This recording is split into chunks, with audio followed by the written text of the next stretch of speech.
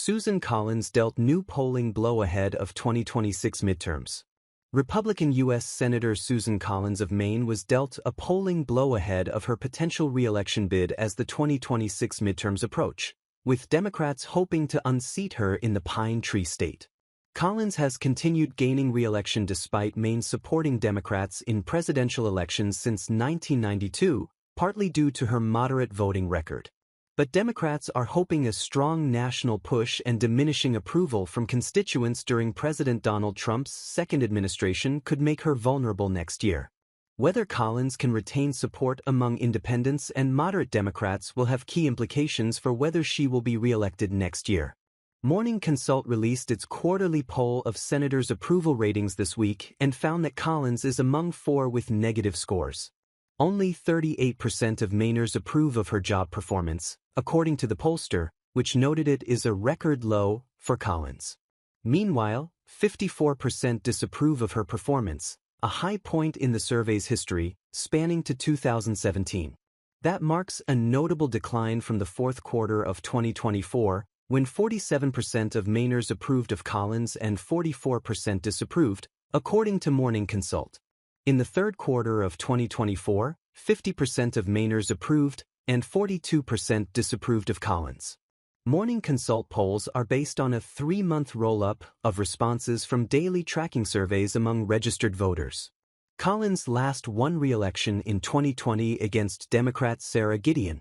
At the time, most polls suggested Gideon had a lead, but Collins ultimately ended up winning with just over 50% of the vote. The only other senators with negative approval ratings in the poll were GOP Senators Joni Ernst of Iowa, Ron Johnson of Wisconsin, and Mitch McConnell of Kentucky. Despite hopes of a blue wave, Democrats are facing a tough Senate map, making Collins' seat a must-win as they aim to regain control of Congress's upper chamber. In addition to Maine, which backed former Vice President Kamala Harris by about 7 percentage points, North Carolina, which Trump carried by about 3 percentage points, is viewed as Democrats' other top flip opportunity. On the Democratic side, 2 candidates have declared their intent to run. David Costello, who ran in 2024 and held several different positions in Maryland, including acting Secretary of the state's Department of the Environment, is running again. Jordan Wood, who served as Chief of Staff to former Representative Katie Porter, a California Democrat, is also running. Governor Janet Mills has also not ruled out running. Some Democrats view her as their best chance of winning, as she has also won statewide by comfortable margins.